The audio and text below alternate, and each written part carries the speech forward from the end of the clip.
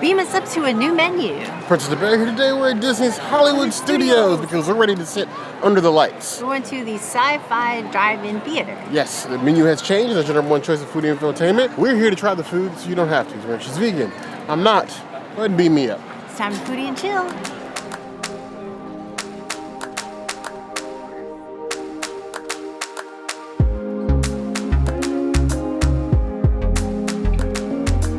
For several years, every time that we come to Sci-Fi, I always get extra crema and extra of the Impossible because I just don't think they put enough on the chips.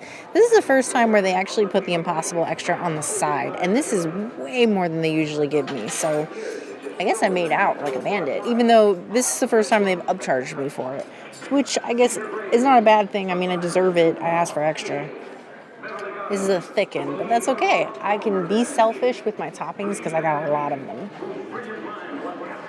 The plant-based chili is a little bit cumin forward. It's almost giving me like echoes of the old chili burger they used to have at Cosmic Reyes, which is not a good thing. But when you mix everything together, it's really good. And with the chips, because really, if you just get it like by itself, you have way extra chips and like not enough chili for the whole thing. Like most of your chips, like nachos, just come out like that. And nobody wants dry chips for nachos, so I would give it a 4 out of 5 nachos. Nacho. I've got RR on the brain, don't mind me. I know I'm pronouncing it wrong. Either way, these plant-based nachos have been a staple of Sci-Fi. I don't know there's anywhere on property you get nachos even close to this good, this creamy with the crema and with extra Impossible beef. Even if this is tons more than we'll probably ever be able to eat, I'm glad that it's an option. Charge or no charge. Imagine hating me because I'm over here. I've got beef, but it's all plant-based. That was delicious. The more beef, the better. Honestly, the nachos just serve as scoop for all the deliciousness. That's why if you want it, definitely ask for extra crema, extra beef, share it amongst the table. This definitely makes this a more shareable portion than it would normally be, and still like one of the best things you can get here. And again, you can come here and just get this. You don't have to get a full meal if you don't want to. I give it 4.25 out of 5 claws.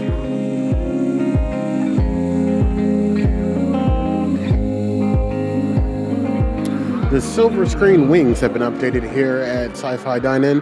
Now you have 2 flavors to choose from. You have the hot honey buffalo, and then you also have a garlic parmesan. Because of this trend of trying to shove hot honey down my throat in any way possible, I went with the hot honey. Hot honey buffalo is an interesting choice. Normally when you get these, especially with the hot honey, not usually a huge difference in smell, but what I am getting wafting up to my nostrils right now is a ton of buffalo. But when you look at them, it doesn't exactly translate to buffalo. Honey, definitely. But honey buffalo? Hot honey buffalo. Maybe the two combined will have some actual spice. Maybe some, skip in their step, if you will. I think instead of like horror film shock value, this is going more for like a quality performance, like Oscar level, maybe like a late in life romance sort of deal, or maybe like a period piece with a strong lead. Spice, I'm not getting a ton. Maybe like 1.5 out of 10 on the heat scale, but the heat is there. But the infusion of the buffalo with hot honey, interesting flavor profile. Very full.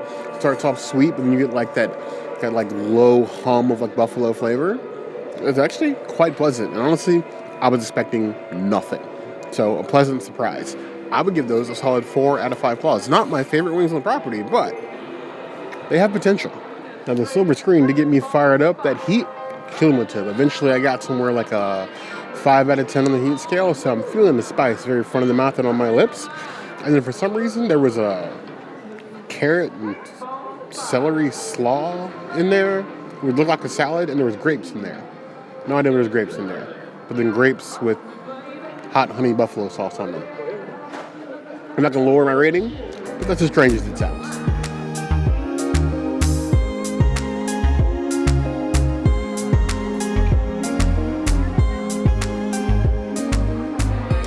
So also added to the menu here at Sci-Fi Dine-In, something that you don't normally see. This has always traditionally been a burgers and fries sort of joint. Additionally, you get like nachos and milkshakes, diner food for the most part. And then you've had like the pasta on the menu before, which is still on the menu. But now you have an actual pork chop, like a hunk of pork. And this whole thing is gluten-free for our gluten-free baddie. So you have this nice pork chop on top of a bed of cheesy polenta, asparagus, and some peach chutney. Interesting. Don't know that I don't want to eat this in my car and to drive in, but I'm happy for something different. I like different. They even gave me a steak knife. The sear on the outside is like pork chop candy. Very juicy, very well seasoned.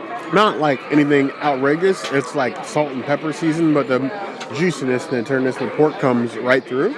On its own, I'm giving it a 3.75 out of 5 claws. Let's try it with the fixins. So you usually see like sweeter flavors and sauces with a pork chop. So a peach chutney isn't like outside the realm of like this belongs here. I'll even get a little bit of the cheesy polenta because why not? Maybe. Here we go. So peach chutney, cheesy polenta, and a grilled pork chop. The pork itself does very much serve to like elevate the pork. The peach chutney does serve to elevate the pork and does a great job of that. It has that subtle sweet that pairs well with the savory of the pork chop. It's like a sweet and salty sort of deal. The cheesy polenta is just another form of grits, basically. It's a nice bed that's on there, but I don't know necessarily if cheesy grits goes with, or cheesy polenta goes with the pork chop, but it is there. And then you have your side of asparagus. Overall, I'm giving the pork chop the same 3.75 out of 5 claws. It's additions here. I'm glad it's gluten-free and you have the option.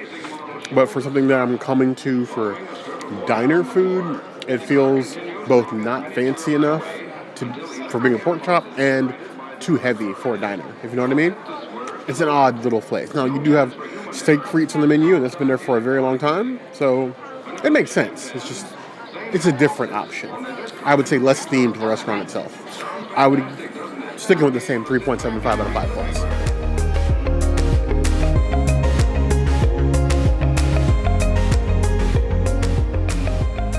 Now, for vegans, there is the pasta that is still available. Vegetarians, you can modify the ravioli. And then, of course, there's the flying saucer burger, which is amazing. But I just had a huge amount of Impossible. So I wanted a salad.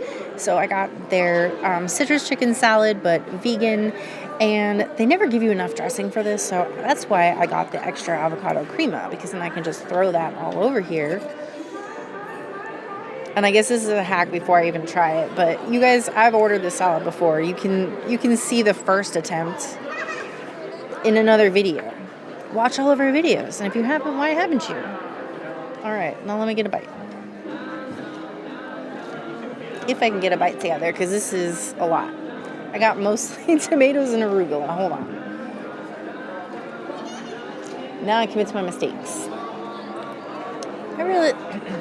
I really think they should offer the avocado crema as a dressing for the salads because it really just makes it work. Citrus or no, it doesn't matter. It just adds like a level of creaminess to it that's really, really nice. The salad is really fresh tasting. The veggies are really fresh tasting. There's a good amount of arugula on here, so I'm sure Bear and his conspiracy theories of the arugula farm under the Contemporary will be pontificated yet again. I will give this a 3 out of 5 salad. Actually, you know what? 3.75 out of 5 salads because the portion is giant. I don't think I'm going to be able to finish this. At this point in our Disney foodie career, I feel like I need a tiny tinfoil hat that fits right about here with Mickey ears. Just so, yes, I can pontificate about the secret arugula farm that I know, beyond a shadow of doubt, is hidden at least 3 levels below the Contemporary Resort. I still have no proof, but I feel it. I will never stop on my journey to find the secret arugula farm and will report my results back to you like a crazy person because I look crazy. That's fine. It's fine. I come to Disney. It's normal.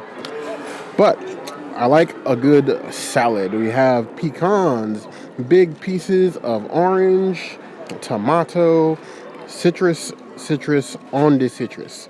And it's a huge bite, but we commit to our mistakes.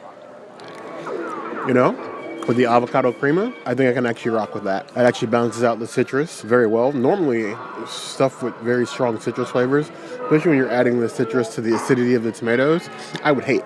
Which is too much of one and not enough balance. But the avocado crema gives it a little bit of earthiness, sort of balances out the flavors.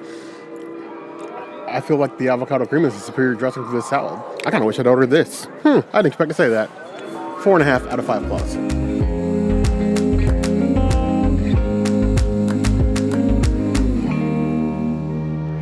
I got the Margarita because why not? It's a place for margaritas, I think. The glass is shaped like the table. This drink reminds me of one of Bear's favorite drinks at Islands of Adventure Backwater Bar. They have like a jalapeno margarita. This is like a very subtle version of that doesn't make me want to cry. I will give it a 4 out of 5 margaritas. It is good for the people that like spicy drinks. If you're not into spicy, don't bother.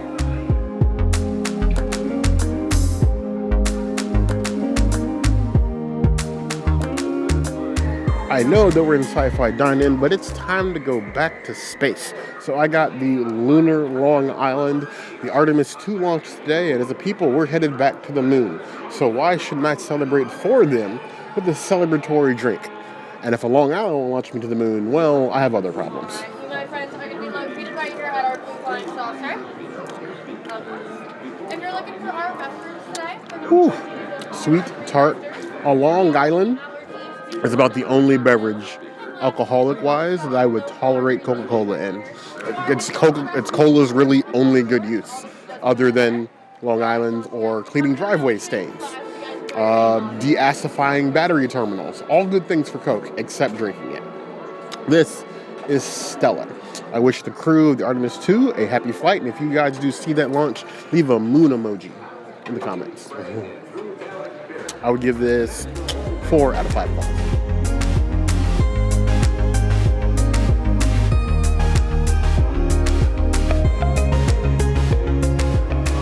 So we have the feature finale, a grand finale here at Sci-Fi of this brand new, beautiful looking vanilla sponge with raspberry custard on top. You have strawberries, whipped cream, and then a strawberry sauce encircling it like a little halo. It looks like a little angel. It looks almost too pretty to eat. But there's one thing we do here, we eat things. And I'm going to eat this.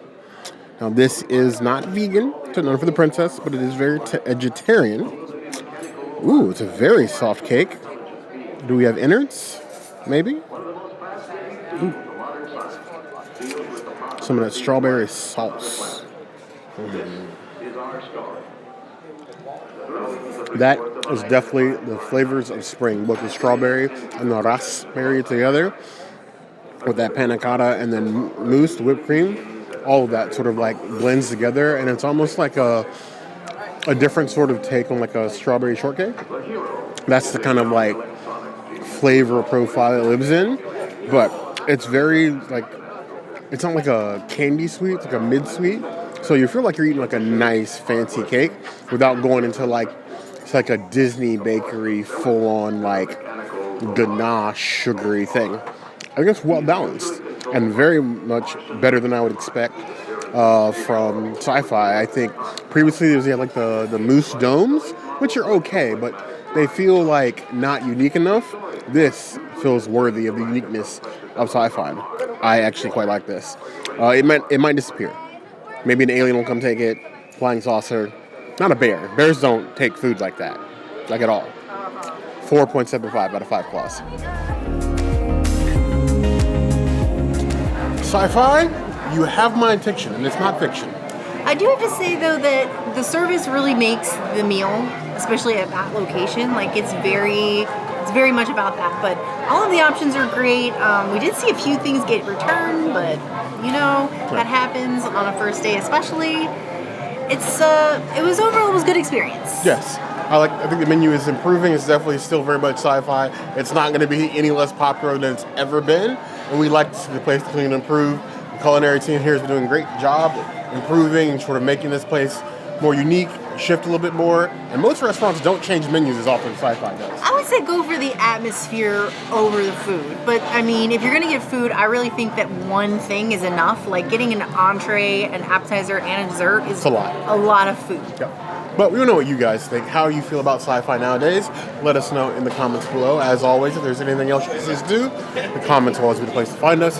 Hit that notification bell if you want to see other videos like this. And we have new videos 5 days a week. Monday, Tuesday, Wednesday, Thursday, Saturday. we'll see you soon. Be sure to subscribe and like this video. And if you don't comment, I think Bear might yeet himself into this rain that we just didn't plan for. I mean, I did almost trip and fall, so it's possible. But you heard the girl.